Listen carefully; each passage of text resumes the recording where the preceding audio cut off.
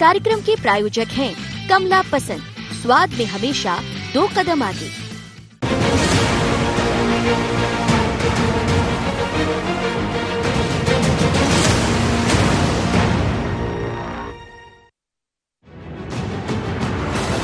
उपचुनाव में क्या कांग्रेस वापसी को लेकर कोई कसर छोड़ने के मूड में नहीं है, या कुछ ऐसी चूक ही नहीं करना चाहती जो आगे चलकर मुश्किल खड़ी कर दे?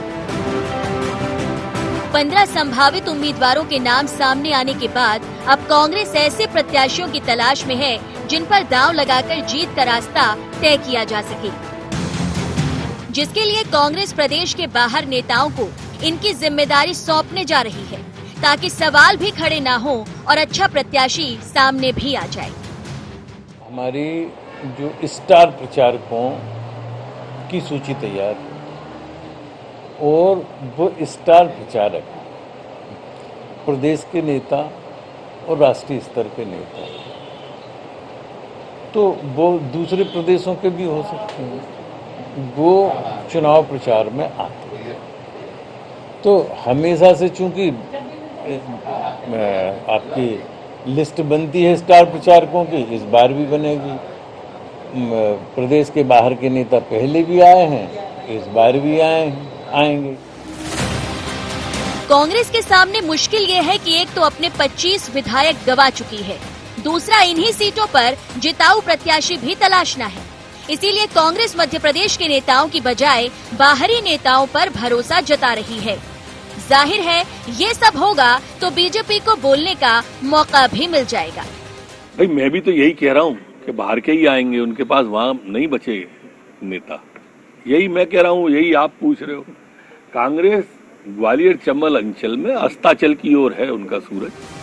कांग्रेस अपने सर्वे के आधार पर बार बार भरोसा तो दिला रही है कि जीत तो हर हाल में हासिल करेंगे, लेकिन पार्टी को इस बात का डर भी है कि जो आज हमारे साथ खड़े हैं, क्या वास्तव में वो मतदान के समय भी साथ होंगे, क्योंकि जहां चुनाव होना है वो सिंधिया का गढ़ है और कांग्रेस को यही चिंता है कि जो साथ खड़े हैं वो हमारे हैं या सिंधिया के।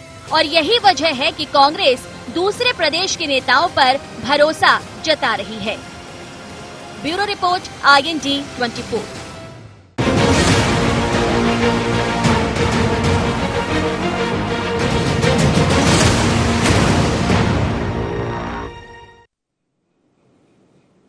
नमस्कार, IND एजेंडा में आपका स्वागत है। मैं हूं आपके साथ नाज़नीन नकवी। चर्चा को विस्तार देंगे, लेकिन पहले नजर एजेंडा पॉइंट्स पर।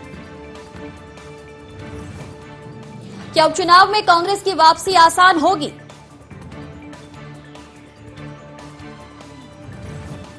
क्या कांग्रेस को मध्य प्रदेश के नेताओं की बजाय दूसरे राज्यों के नेताओं पर ज्यादा भरोसा है? क्या कांग्रेस को 15 संभावित उम्मीदवारों के अलावा बाकी सीटों पर प्रत्याशी चयन में परेशानी हो रही है? और क्या कांग्रेस को पार्टी के भीतर सिंधिया समर्थकों से भितरघात का खतरा है? जी हां, ये सबसे बड़ा जो खतरा है वो कांग्रेस को कहीं ना कहीं महसूस हो रहा है, डर सता रहा है। सबसे ज्यादा ग्वालियर चंबल पर कांग्रेस जो है वो फोकस करने की बात कह रही है, आंतरिक सर्वे की बात कह रही है और साथ ही दावा जीत का भी किया जा रहा है। लेकिन क्या वाकई कांग्रेस के लिए उपचुनाव में जीत की जो राह है वो आसान उसे वाकई लग रही है, या फिर इसे किसी तरह से माहौल बनाने की कोशिश की जाए, या ये कहा जाए कि बीजेपी अपनी जीत के दावे मजबूती से पेश कर रही है, ऐसे में कांग्रेस पीछे नहीं रहना चाहती? तमाम सवाल हैं, जवाब लेंगे। पहले परिचय करा देते हैं मेहमानों से। हमारे साथ ब्रज गोपाल लोया जी जुड़ गए हैं, बीजेपी का पक्ष रखेंगे। हमारे साथ अवनीश बुंदेला जी जुड़ रहे हैं, कांग्रेस के प्रवक्ता हैं। साथ ही संदीप पौराणिक जी हमारे साथ हैं, वरिष्ठ पत्रकार हैं। तीनों का बहुत स्वागत है। और सबसे पहले सवाल अवनीश जी आपसे, क्या लग रहा है आपको, क्या प्रदेश के बाहर के नेताओं पर भरोसा जताया जा रहा है या फिर आप उनकी सलाह ले रहे हैं? नाज़नीन जी, सबसे पहले तो मैं धन्यवाद दूंगा आपके चैनल को कि आपने इतना जरूरी विषय आज रखा, क्योंकि GDP -23 हो गई है, किसान आत्महत्या कर रहे हैं, सड़ा हुआ चावल दिया जा रहा है मध्य प्रदेश में खाने के लिए, लेकिन उन सब मुद्दों के अलावा ये मुद्दा सबसे जरूरी है आज जो रखा है। मैं इसके लिए धन्यवाद देता हूँ। मैं बताना चाहूंगा, मुद्दे तो बाहर के नेता प्रभारी बन के जो अवनीश जी मुद्दे तो हम ही तय करेंगे। अगर चैनल में हमने आपको मैं धन्यवाद मैं धन्यवाद दे रहा हूँ। चलिए, बहुत बहुत शुक्रिया, आपने हमें मैं धन्यवाद धन्यवाद दे रहा हूँ, मैं चलिए, धन्यवाद दे बहुत रहा हूँ। मैं आपको भी। हाँ, मैं नाजी वही बात बता रहा था कि देखिए, पहले भी प्रभारी बन के आते, सिर्फ कांग्रेस में ही नहीं, मैं भारतीय जनता पार्टी के आपको प्रभारी गिना, जो इनके संगठन प्रभारी आते सदैव बाहर के आते हैं। चाहे आप कप्तान सिंह सोलंकी जी ले लें, चाहे आप अरविंद मेनन जी ले लें, वर्तमान के सुहास भगत जी कहा के, शायद वो भी मुझे नहीं मालूम कहाँ के, लेकिन शायद वो भी मध्य प्रदेश के बाहर के। ऐसे कई लोग हैं, क्योंकि क्या होता है कि जो बाहर का व्यक्ति आता है वो ज्यादा सहज और ज्यादा अच्छे से काम कर पाता है, क्योंकि लोकल का व्यक्ति जो रहता है, ये तो अनाजी आप भी स्वीकार करेंगी कि वो व्यक्ति के अपने जान पहचान संबंधों का कई बार क्या होता हो सकता वो उस कार्य से न्याय ना कर पाए। तो ये सिर्फ कांग्रेस में अगर बाहर के पर्यवेक्षक या प्रभारी बन के आ रहे हैं तो मुझे लगता है उसके ऊपर सवाल होना बड़ी अजीब बात है। भाजपा में भी सदैव से आते रहे, इनके संगठन मंत्री आप मुझे बताएं, कप्तान सिंह सोलंकी राजस्थान से आए, अरविंद मेनन जी को शायद साउथ से आप कहीं उठा के लाए थे। तो ये तो देखिए क्या है। और सबसे बड़ी बात, ये कांग्रेस पार्टी की अपनी रणनीति, अपनी स्ट्रेटजी है। इसके ऊपर अगर फिर भी अगर विपक्ष को लगता है कि साहब ऐसा क्यों हो रहा है, बाकी हाँ मैं बात बताना चाहूंगा, जब सिंधिया जी और भाजपा दोनों मिल गए हैं और दोनों रॉयल सीक्रेट सर्विस हैं, अंग्रेजों के एजेंट रहे, अंग्रेजों के दलाल रहे पूरी तरह से, तो थोड़ा सावधानी तो बरतना पड़ेगी ना। आप सावधानी बरत रहे हैं। सवाल ये नहीं है कि आप ऐसा क्यों कर रहे हैं, सवाल ये है कि आपके ऐसा करने से आपको क्या फायदा मिलेगा। क्या आपने ठीक कहा, आपकी स्ट्रेटेजी है, ठीक है, इससे कोई फायदा। देखिए, मैंने आपको फायदा बताया। देखिए, बाहर का जो व्यक्ति आता है वो ज्यादा सहज नहीं रहता है, ठीक है, और वो ज्यादा सहज रहता है, वो सबको उसका किसी के प्रति सॉफ्ट कॉर्नर नहीं रहता है, नहीं होगा, जो भी पक्षपात नहीं होता। तो वो जो काम करता है बड़े अच्छे ढंग से न्याय करता है, ऑनेस्ट तरीके से काम करता है। चलिए संदीप जी से समझ लेते हैं। संदीप जी, आपने अवनीश जी को सुना, वैसे विपक्ष को काफी मुद्दों पर जो देश में घट रहा है चिंता सता रही है, लेकिन अपने परिवार को बचाने, उपचुनाव जीतने की चुनौती उसके सामने, और ऐसे में ये कहना कि जो बारीकी से फैसला लिया जाएगा, जो बाहर से आएंगे वो किसी का पक्ष नहीं लेंगे, जो फेयर होगा, जो कांग्रेस के पक्ष में होगा वही उत्तम होगा उनके लिए। तो क्या आपको लगता है कि ये फॉर्मूला काम करेगा कांग्रेस के लिए? नाजनी जी, पहले तो मैं उस बात को कहना चाहूंगा जो अवनीश बुंदेला जी ने कही कि मसले कई और हैं, लेकिन आपने ये मसला चुना। तो मुझे ये लगता है कि कम से कम नेताओं को, पत्रकारों को सलाह देने से थोड़ा सा बचना चाहिए। और दुर्भाग्य यही है कि नेता पत्रकारों को सलाह देने लगे हैं तो ये स्थितियां बन रही हैं। लेकिन जहां तक आपका सवाल है कि बाहर के नेता बुलाए गए हैं कांग्रेस में, तो चुनाव जब होता है तो राजनीतिक दल उसे जीतने हैं। भाजपा के बारे में कहिए पौराणिक जी। भैया, मेरे को, मैं भाजपा और कांग्रेस की नहीं, मैं नेता की बात कर रहा हूं।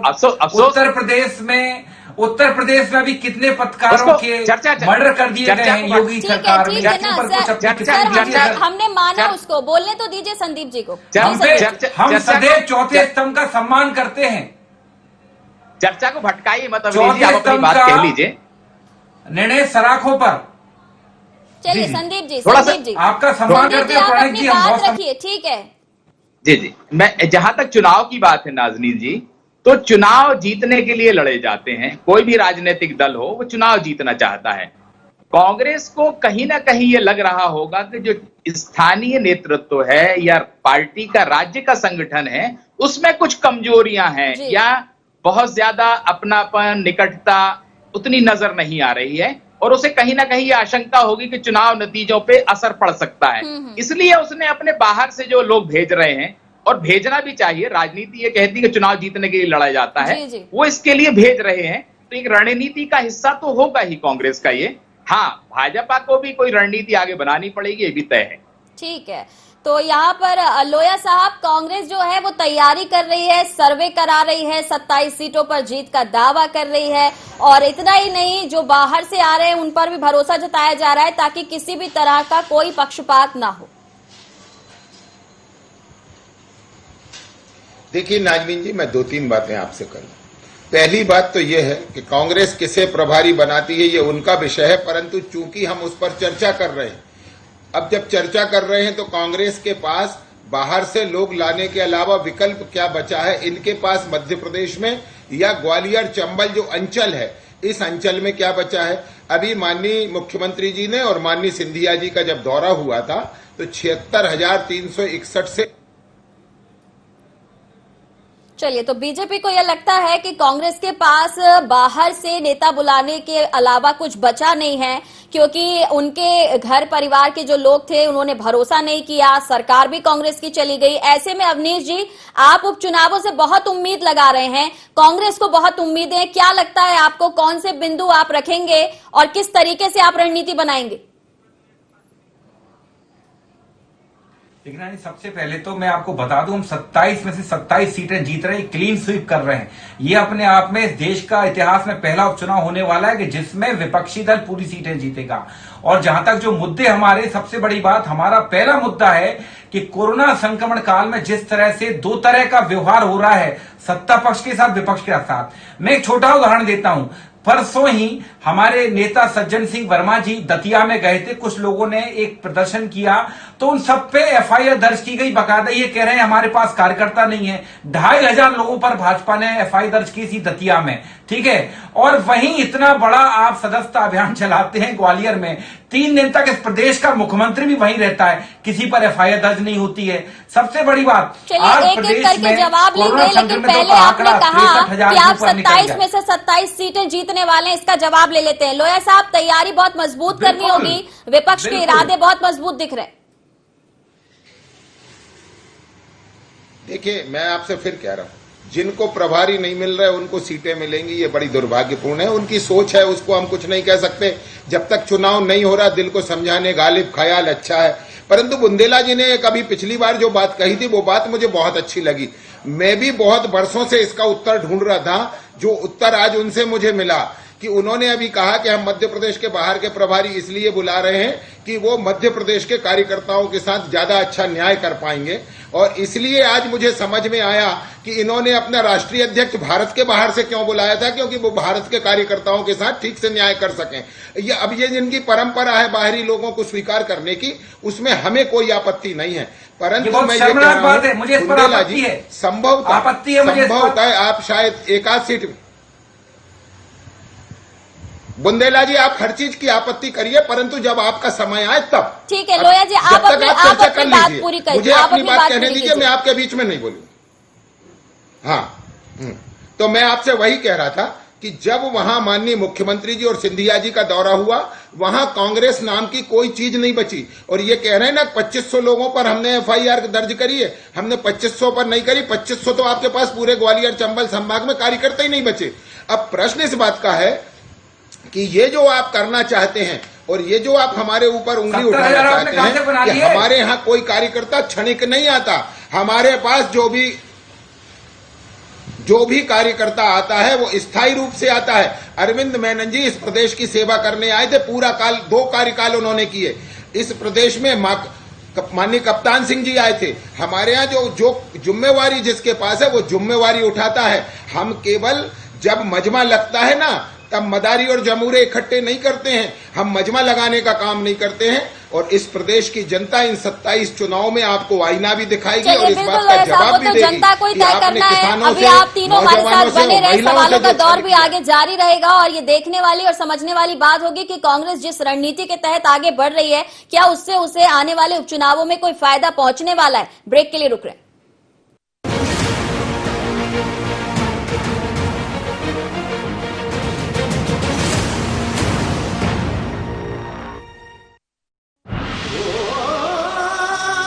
कोई खास है, कोई बात है, कमला पसंद। जीते दुनिया हर बाजी जीते, हर अदा में शाही अंदाज है। कमला पसंद पान मसाला, शाही स्वाद, शाही अंदाज, स्वाद में हमेशा 2 कदम आगे। छोटा सहयोग बड़ा उपयोग। कोविड-19 से लड़ाई में मुख्यमंत्री सहायता कोष में करे सहयोग। इस संकट के समय आपके योगदान से जरूरतमंद लोगों को मिलेगा जीवन दान। जन सहयोग से ही हम मिलकर कोरोना के खिलाफ जीतेंगे जंग। CM relief fund, SBI account number 10078152483, IFSC code SBIN 0001056।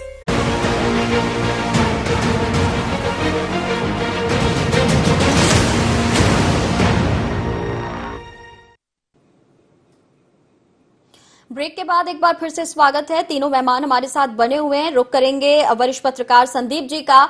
Sandeep ji, आपने अवनीश जी की बात सुनी, आपने लोया साहब को भी सुना। यूं तो देखा जाए, जैसा कि आपने भी कहा कि उपचुनाव सामने है, दोनों ही तरफ से जीत के दावे होंगे, लेकिन पिछले दिनों जैसा हमने देखा है, लगातार कांग्रेस के जो कार्यकर्ता हैं वो ये कह के कि वहां पर उनकी बात नहीं सुनी जाती, वहां पर सुनवाई नहीं होती, कांग्रेस में वो नहीं हो रहा है जो होना चाहिए। एक पार्टी के रूप में उसकी छवि को जिस तरीके से उनके कार्यकर्ताओं ने सामने रखा और उसके बाद बीजेपी का दामन थाम लिया, ऐसे में आपको क्या लगता है कि उपचुनाव के लिए, जीत के लिए जिन कार्यकर्ताओं की बेहद जरूरत होती है, वहां पर कांग्रेस कमजोर दिख रही है? देखिए ननीश जी, कांग्रेस छोड़कर जो लोग बीजेपी में गए हैं वो अब जो बात कहेंगे वो उतनी मायने नहीं रखेगी। राजनीतिक तौर पर अगर हम कहें तो मायने नहीं रखेगी, क्योंकि वो पार्टी ही छोड़ के चले गए हैं, बीजेपी में चले गए हैं, या यूं कहें कि वो बीजेपी के कार्यकर्ता हैं, तो बात वो कांग्रेस पे सवाल उठाएंगे ही। लेकिन हाँ, ये बात सही है कि क्षेत्रीय इलाकों के जो नेता गए हैं उससे स्थानीय कार्यकर्ताओं का मनोबल जरूर कम हुआ होगा। अब कांग्रेस की ये नैतिक जिम्मेदारी है और पार्टी के नेतृत्व की भी जिम्मेदारी है, साथ ही वहां जो दूसरी लाइन के नेता हैं उन पे ये जिम्मेदारी है कि वो कार्यकर्ताओं में उत्साह भरें, आक्रामकता लाएं, क्योंकि चुनाव जीतना है तो आपको अपने कार्यकर्ता को तैयार करना पड़ेगा, जमीन तैयार करना पड़ेगी। जब जमीन तैयार होगी तब आप खड़े हो पाएंगे, क्योंकि जो नेता छोड़ के पार्टी गए हैं, पार्टी के लोग ये कह सकते हैं कि उनके जाने से कोई फर्क नहीं पड़ेगा, लेकिन ये भी तय है कि इनमें से जीत जो गए हैं वो 3 से 4 और 5 बार के विधायक हैं। कुल मिलाकर के ये कहा जाए कि 25 साल से कांग्रेस का कोई दूसरा नेता वहां तैयार नहीं हो पाया, तो अब नया नेता तो तैयार करना पड़ेगा कांग्रेस को वहां। बिल्कुल। अवनीश जी, कितने तैयार हैं आप इस चुनौती के लिए? देखिए, मैं पौराणिक जी की बात सुन रहा था, मैं उनको बताना चाहता हूं कांग्रेस पूरी तरह से तैयार है। आप सर्वे करा लीजिए, आपके पास खबरें भी आ रही हैं, आपके चैनल पे भी मैंने खबरें देखी कि हर सीट पर कांग्रेस के पास 4 से 5 योग्य प्रत्याशी हैं जो अपनी दावेदारी कर रहे हैं। भाजपा के पास तो एक ही प्रत्याशी जो कांग्रेस से गया है ही नहीं उनके पास तो प्रत्याशी। हम तो साफ कहते हैं ये हमारी रणनीति का हिस्सा है। और ये जो बात है, आप हिंदू संस्कारों की बात करें कि जो औरत शादी होके अपने परिवार में आ जाती, ससुराल में जाती है, यहाँ रहती है, 50 साल रहती, 2 बच्चे पैदा करती, उसके बावजूद अगर आप उसको बाहरी कहें तो आपको सबसे पहले अपनी सनातन संस्कृति का ज्ञान अर्जित करना चाहिए कि सनातन संस्कृति क्या कहती है। ये कहने के पहले से शर्मनाक बात नहीं हो सकती है। सबसे बड़ी बात, आपके कप्तान सिंह सोलंकी और कई सारे जो नेता या प्रभारी बन जाते हैं, हमने कभी उंगली नहीं उठाई ना, वो हमारा विषय नहीं है। हम साफ कह रहे हैं साहब कि आपने हमेशा देखा होगा जो भी पर्यवेक्षक है, एम्पायर जिसको हम कहते हैं, थर्ड एम्पायर जो भी बन के आते हैं, वो हमेशा हर पार्टी में, सिर्फ मध्य प्रदेश में ही नहीं और सिर्फ कांग्रेस में ही नहीं, हमेशा बाहर से लाए जाते हैं। इसका कारण होता है कि ताकि वो अपने काम के साथ न्याय कर पाए। बाकी कांग्रेस के कार्यकर्ताओं की बात है तो मैं आपको बता दूं कि ग्वालियर में इनके 3 दिन सदस्यता अभियान के पहले हमने जो प्रदर्शन किया था, 15,000 से ज्यादा लोग इकट्ठे हुए थे, आपको भी जानकारी होगी। अब मैं एक आदरणीय पुराणिक जी की बात का जवाब देना चाहूंगा बड़ी विनम्रता पूर्वक। पुराणिक जी, पत्रकार भी हम इंसानों की तरह हार मास के बने होते हैं, आप भी कोई ईश्वर का अवतार नहीं है। अगर कोई पत्रकार, जैसे मैं कहूँ, अगर एक राष्ट्रीय चैनल 2 महीने से लगातार देश की सारी समस्याओं को दरकिनार करते हुए जब रिया चक्रवर्ती और सुशांत सिंह राजपूत के बारे में बता रहा है तो सवाल पूछ सकती है। एक नेता नहीं तो एक आम आदमी सवाल पूछ सकता है। आप ये मत सोचिए कि आप विष्णु का अवतार हैं, आप भी हमारी तरह इंसान हैं और गलती हर व्यक्ति करता है। ये बात व्यक्तिगत आपके लिए नहीं है पुराणिक जी, ना व्यक्तिगत किसी के लिए है, लेकिन ये बात एक सिस्टम के लिए कि कितनी शर्मनाक बात है देश में कोरोना के मामले में इतनी महामारी छाई है और देश में बेरोजगारी छाई है, फिर भी एक राष्ट्रीय चैनल क्या बेशर्मी से रोज दिखाता है, पूरे 24 घंटे एक ही खबरें दिखाता है सुशांत सिंह राजपूत। क्या और देश में समस्या नहीं है क्या? ऐसे समस्याएं तो बहुत है सर, समस्याएं ठीक है आप कह भी रहे हैं, लेकिन अगर कोई खास तौर पर इस तरह की न्यूज प्रसारित कर रहा है, आप कह रहे हैं कि राष्ट्रीय चैनल जो है वो इस तरीके की न्यूज जो है वो दिखा रहे हैं, लेकिन विपक्ष को किसी ने नहीं रोका। आप सड़कों पर आ सकते हैं, आप अपने मुद्दे रख सकते हैं और सभी को एक तराजू में नहीं तोला जा सकता। जो आपकी बात कह रहे हैं आप तो उन पर भी सवाल खड़े कर रहे हैं कि आज ये विषय क्यों है। सवाल तो ये भी है ना, जो आपकी बात कह रहे हैं, आपके बारे में जानना और समझना चाहते हैं, आपकी रणनीति को समझना चाहते हैं, आपने तो हम पे भी प्रश्न खड़े कर दिए। अगर हम रणनीति खोल के चैनल से बता दें तो रणनीति कहाँ रह जाएगी? लेकिन आप नहीं चाहते कि कांग्रेस की बात हो, आप नहीं चाहते कि कांग्रेस की बात हो? देखिए कांग्रेस, मैं उसने तो धन्यवाद दिया कि इतना अच्छा आपका धन्यवाद सर, हमें भी समझ में आया, आपने धन्यवाद दिया, उस पर हमारा भी धन्यवाद, लेकिन ऐसा लगा नहीं कि आप खुश हुए कि हमने कांग्रेस का मुद्दा रखा। हम आपकी बात करना चाहते हैं, आपको समझना चाहते हैं। नहीं नाजिन जी, ऐसा बिल्कुल नहीं। मैं पहले भी कहा कि कम से कम विपक्ष को इतना स्पेस तो दिया आपने कि कम से इस तरह के आपने विषय रखे तो उससे कम से विपक्ष को स्पेस मिला है। तो मुझे लगता है कि संदीप जी ने भी आप ही की बात कही थी, लेकिन आप नाराज नजर आए, आपको लगा नहीं कि हम ठीक बात कर रहे हैं। बिल्कुल नहीं नाराज। लोया साहब कुछ कहना चाहते हैं, रुक करेंगे। लोया जी। देखिए नाजनीन जी, मैं आपको कहूं कि कांग्रेस का कार्यपालिका पर, विधायिका पर और न्यायपालिका पर, तीनों पर से तो पहले से विश्वास उठ चुका था। कई बार इन्होंने उनके खिलाफ टिप्पणियां की हैं, परंतु आज पहली बार मालूम चला कि इनका तो चौथा स्तंभ मीडिया से भी विश्वास उठ गया है। उसके भी हर चीज में उंगली उठाते हैं। परंतु अपन जिस मुद्दे की चर्चा कर रहे थे कि ये बाहरी कार्यकर्ताओं को बुलाएंगे, इस बार तो बाहरी पर भी संकट है, क्योंकि जो बाहरी है इनके 23 नेता तो चिट्ठी लिखी है उन्होंने माननीय श्रीमती सोनिया गांधी जी को कि पार्टी में जो हो रहा है वो ठीक नहीं हो रहा है। ये बाहरी भी कहां से लाएंगे? क्या गुलाम नबी आजाद रहेंगे इनके स्टार प्रचारक? क्या कपिल सिब्बल रहेंगे? क्या भूपेंद्र सिंह हुड्डा रहेंगे? क्या शशि थरूर रहेंगे? ऐसे 23 बड़े नेताओं ने तो अपना राष्ट्रीय संगठन से अपनी आपत्ति दर्ज कराई है। मगर प्रश्न इस बात का है कि जिन लोगों के पास कोई मुद्दा नहीं है वो केवल दूसरों पर उंगली उठा सकते हैं, और ये चुनाव इस पर नहीं होने वाला है। ये चुनाव इस पर होने वाला है कि हमने इन 4 महीनों में कैसे सरकार चला के माननीय शिवराज जी के नेतृत्व में बताई है, और कैसे 15-16 महीने आप झूठ बोलकर सरकार में आए थे, और इस मध्य प्रदेश को, जो समृद्ध मध्य प्रदेश के रास्ते पर जा रहा था, उस मध्य प्रदेश को आपने वापस पीछे ढकेल दिया। केवल झूठ के आधार पर आपने चर्चाएं की, और जिनसे जो वचन दिए एक भी वचन का पालन नहीं किया। आप नौजवानों, महिलाओं के कर्ज माफ करने की बात करके सरकार में आए थे, और महिलाओं की शराब दुकान खुलवाने में लग गए। आप इसके लिए आए थे कि हम बेहतर खनन नीति लाएंगे, और आपके मंत्री ये कहकर बाहर हो गए। ये कह रहे थे कि उनके पास एक नहीं बल्कि 3 से 4 कैंडिडेट हैं। तो आपको क्या लगता है, कांग्रेस ये बात अगर सामने ला रही है तो इसके पीछे क्या मकसद? मैं बता रहा हूं, मैं बता रहा हूं आपको कैसे मिलता है। मैं उदयपुरा रहता हूं, और उदयपुरा से निरंतर भोपाल जाता हूं, भाया रायसेन जाता हूं। उसमें सांची विधानसभा रास्ते में पड़ती है, पूरी विधानसभा। उस विधानसभा में मैं नियमित 3 महीने से देख रहा हूं, लगातार मई से। मैं जब भी जाता हूं 2 नए लोगों के एक छोटे छोटे पोस्टर वहां और छोटे छोटे 3 फुट के कटआउट लगे मिलते हैं कि संभावित प्रत्याशी, यानी यहां प्रत्येक व्यक्ति संभावित प्रत्याशी है। अब उनको बेचारों को यही नहीं मालूम है कि चुनाव विधानसभा का होना है। जो लोग जनपद सदस्य को डिजर्व नहीं करते हैं वो लोग वहां विधानसभा के संभावित उम्मीदवार हैं। आप विधानसभा चुनाव में जा रहे हैं। संदीप जी, क्या वाकई कांग्रेस में भले ही मंथन हो रहा हो, चिंतन हो रहा हो, लेकिन जो आंतरिक पारिवारिक जो चिंताएं हैं जो हमेशा से कांग्रेस के साथ रही, वो गुटबाजी की या अहम की, उससे कांग्रेस नहीं उबर पाई है? भले ही ये 15 साल के बाद मौका मिला, सरकार में आई, सत्ता चली गई, लेकिन अभी भी कांग्रेस की जो अंदरूनी कलह है वो दूर नहीं हो सकी है। नाज़ीर जी, पहले एक बात मैं कहूंगा कि अविनाश भाई ने जो बात कही कि पत्रकारिता में या चैनल पे क्या हो रहा है, हमें ये मानना चाहिए कि ये समाज के सारे अंग हैं। राजनेता कहां से कहां पहुंच जाते हैं, हमने साइकिल पे देखा उन्हें, या आपने भी देखा होगा, और 10 से 5 साल में वो करोड़पति और अरबपति हो जाते। वो कैसे बनते हैं ये पूरा देश और दुनिया और समाज सब जानता है। इसलिए पत्रकारिता पे या किसी चैनल पे उंगली उठाना आसान है, और अगर वो चैनल ऐसा कर रहा है तो विरोध भी हमें तरीके से करना चाहिए, एक बात। दूसरा, आपने कहा कि कांग्रेस में अंतर्कलह की बात। आप ये मान के चलिए कि कांग्रेस में उस तरह का अनुशासन नहीं है जैसा बीजेपी के अंदर है।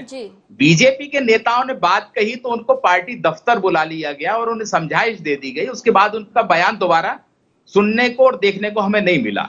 लेकिन कांग्रेस के अंदर ऐसी स्थिति नहीं है, क्योंकि बेलगाम घोड़ों जैसी स्थिति हो जाती है कई बार। ठीक है, कांग्रेस ये कह सकती है कि हमारे यहाँ लोकतंत्र है, सबको बात कहने का अधिकार है, वो एक उनका तर्क हो सकता है, लेकिन पार्टी के लिए अनुशासन भी जरूरी है। और कोई भी संस्था, कोई भी संगठन बगैर अनुशासन के ज्यादा दिन या बहुत लंबा नहीं चलता है। ठीक है, चलता रहता है, बिखराव दिखने लगता है। कांग्रेस में वर्तमान में एक अनुशासन की आवश्यकता है, और वो कदम पार्टी को बढ़ाने भी होंगे। बीजेपी की तरह थोड़ा सा कठोर होना पड़ेगा। बिल्कुल बिल्कुल, बड़े सख्ती फैसले लेने थोड़ी पड़ेंगे। दिखानी होगी, थोड़ी मजबूती भी दिखानी होगी। तीनों का बहुत शुक्रिया हमारे साथ जुड़ने के लिए। तो कांग्रेस को किसका डर है, इस विषय पर हम बात कर रहे थे। हालांकि कांग्रेस ये कह रही है कि सभी जगह पर मजबूत स्थिति में है, 27 की 27 सीटें जीतने का दावा भी किया जा रहा है, लेकिन ये दावा हकीकत में बदलेगा या फिर बीजेपी फिर से भारी पड़ती नजर आएगी, इसका इंतजार रहेगा। इंडिया एजेंडा में इतना ही, दीजिए इजाजत, नमस्कार।